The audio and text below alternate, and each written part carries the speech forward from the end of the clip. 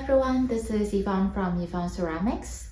In today's video, I'm going to show you how to make plaster hump mold for hand building. Don't forget to like and subscribe to my channel for more videos each week. Let's take a look at what we have in order to make a plaster hump mold. So on the table, I have paper. I lined the table with paper because making plaster is very messy. So lining with paper or newspaper would make the cleanup much easier. And then I've got these different sizes of bowls. These are glass and ceramic bowls.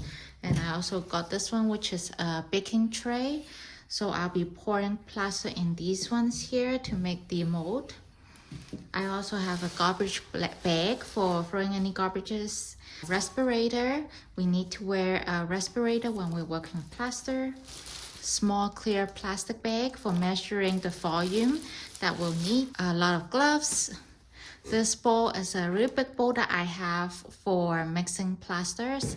A towel for cleaning up as well. And a bucket, I'm gonna fill it with water and a sponge. So these items, the bucket, the bowl, these are only used for plaster. So when I'm mixing plaster, I have a set of equipment that's only for plaster. You want to make sure that your plaster equipment is not mixed with your clay stuff. So far that's it for what we need. So let's start by measuring the volume I would need. So making this mold, I'll need plaster and water. And I measured how much water I'll need in this bowl. In order to do that, I have my plastic bag here. And I'm just going to pour water here.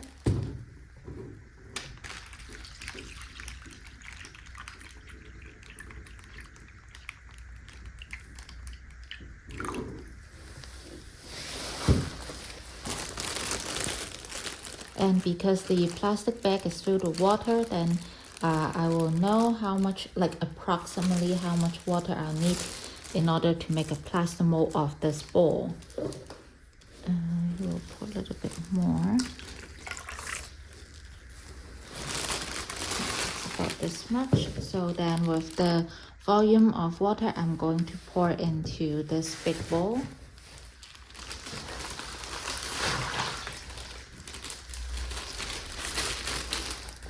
Next one is this. Actually, I'm not going to measure one. This is going to be my extra bowl. So every time when I'm mixing plaster, I always have a bowl for extra plaster. So I'm not wasting any plaster. So if I have any extra plaster, I'll just pour in that little bowl. So I could have pour water directly into the bowl, but then I'll need to dry it with towel first, because after I measure the volume, I'll need to apply something called the mold soap on the inside of the bowl so that the plaster would release from the bowl. That's that one.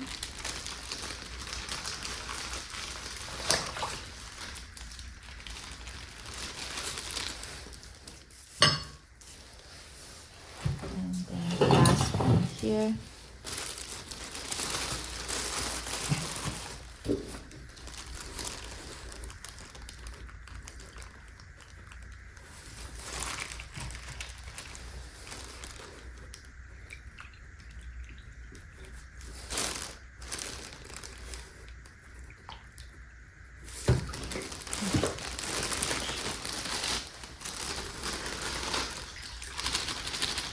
So I'm going to make 2 of these, so I need to measure again.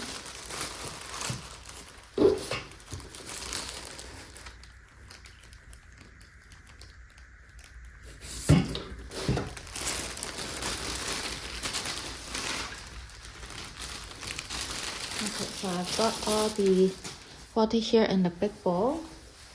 The next thing I'm going to do is I have mold soap here. Looks like this inside. I got this from my local ceramic store. I've got a little paintbrush here and I'm going to brush the inside of this with mold soap.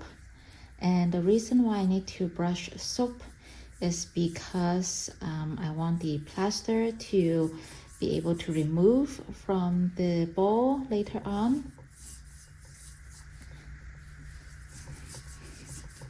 And if I don't apply this soap, the plaster will stick to the bowl and I can't release it. So that's why it's really important to apply the soap.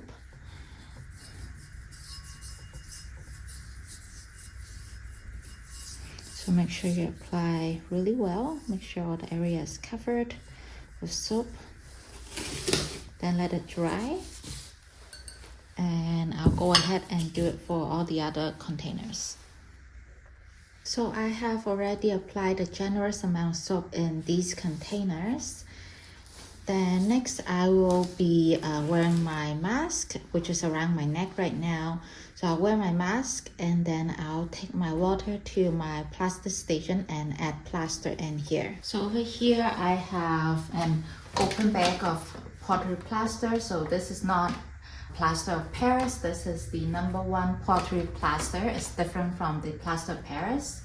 So I'm using #1 pottery plaster. I have 2 bags here. And I've got my scoop here. I'm going to scoop the plaster into here until I form little islands on the surface.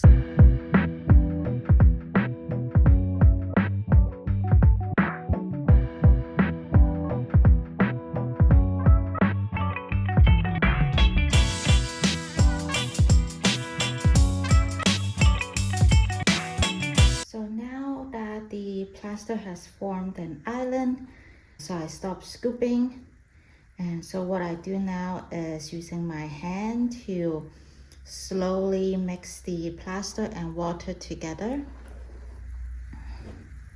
So you want to keep mixing it until it becomes a really thick consistency. Usually for me, about this much plaster, it would take about 15 minutes or so. So I'm just going to keep mixing, scraping the bottom, make sure that all the sides and bottoms are mixed. So I'll come back to show you the consistency in a bit. All right, so we're reaching good consistency. So it's thick. When I stir, there will be lines following through my fingers. So this is the consistency that we want. Next, it's time to let's take off my gloves and then pour it into the containers. You want to be careful not to spill. So I don't want to fill all the way to the top because I want to have room when I'm trying to get rid of the bubbles. So that is good. Okay. And the next one.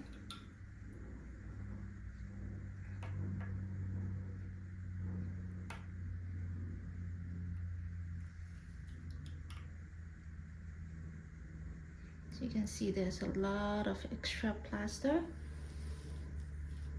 So that's why I have my extra container here.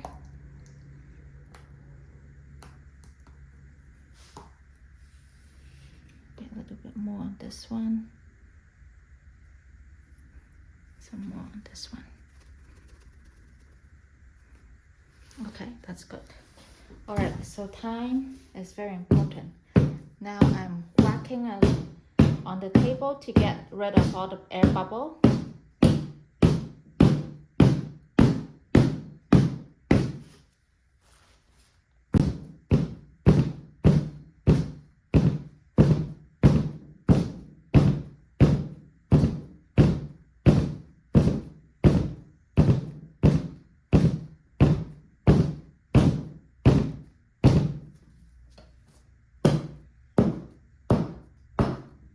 So this is the best I could do. So I was holding on to the container and banging it along the table to make sure that the air bubbles come to the surface and pop, because I don't want the bubbles to sit on the bottom or the edge. because if that happens, then the mold won't be smooth. So that's why it's really important to whack it so that the air bubble comes to the top. And once you pour into that container, you have very little time to work with because it will start setting in and thicken very quickly. So now what we do next is we just have to wait for it to set. As for cleanup, we have to wait for this to also kind of set a little bit, and then I will show you how to clean that up. All right, let's talk about cleanup first. So we have this bowl here that we use for mixing plaster, right? So now it's all completely dried. So what I do is, because this is a plastic, flexible, like soft plastic bowl, so what I do is I just push the sides together like that, and then the plaster will just come right off like that. Just push the sides in.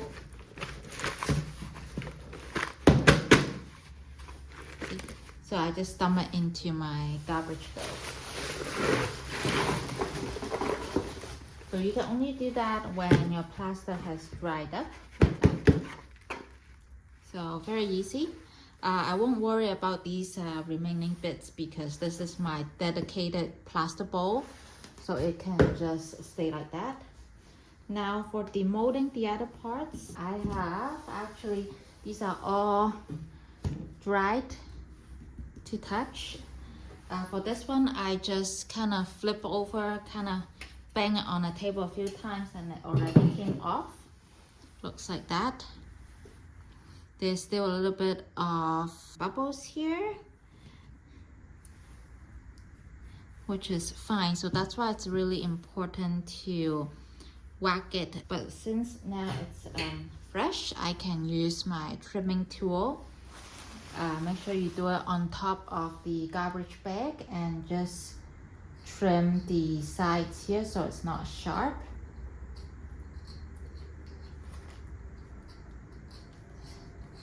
So you can just trim the side with just a regular trimming tool like that. So I'll do that later, but let's demold the other ones. So I'm just gonna flip this over the garbage bag.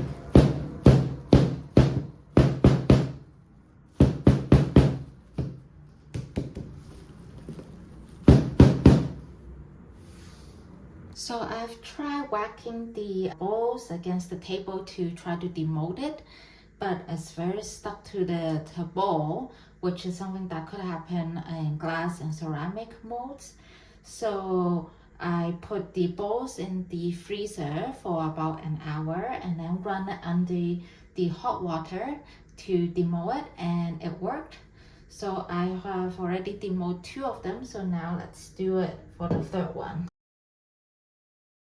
So I ran it under hot water, and the bowl is feeling a bit warm right now, so I'm just gonna lightly tap it. Hopefully it will come off.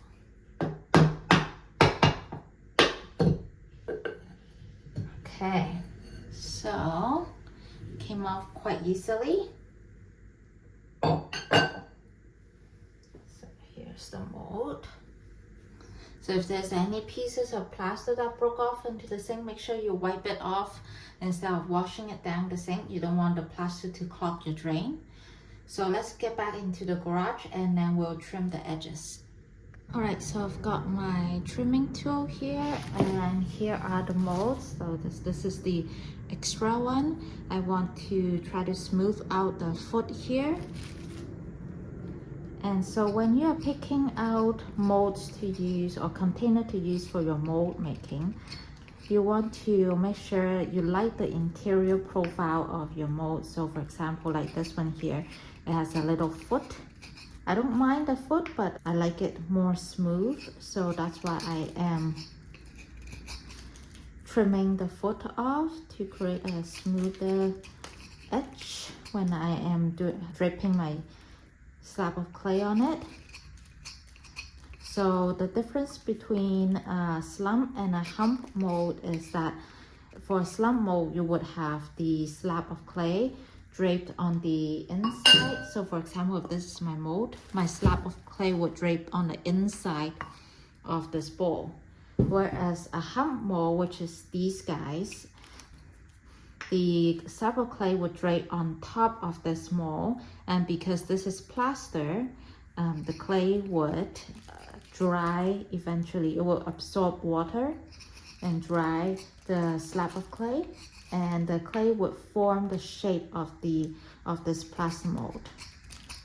So I will be making some hand-built plates and bowls using these hump molds. So make sure you subscribe to my channel to see my future projects. So I'm just trimming the edge here because it's very sharp and I don't want any plaster to break off while I am making my projects, because clay and plaster should not mix. So I'm making sure it's smooth, there's no sharp edges, no opportunity for any plaster to break off. It's pretty good, and then I'm going to use my sponge to give it a good wipe. And then you can't use this right away because it's still wet and very soft plaster. So I'm gonna let it dry in my garage for about a week or so and then check on it. You can use it once the plaster is dry and not damp to the touch. So the smaller the mold, then the faster it will dry. So this one, I would say about a week and a half or so. These smaller ones might be a week or so to dry. And well, I got this one as well. This one probably a week and a half or 2 weeks. And this one is my biggest one, would be probably more than 2 weeks. So what I would do with this one would be I'll drape like a bowl here, and then it will create a nice smooth surface. So yeah, I'll continue trimming my molds. Thank you everyone for watching today's video. I hope it's helpful to you. I'll see you guys next time. Bye bye.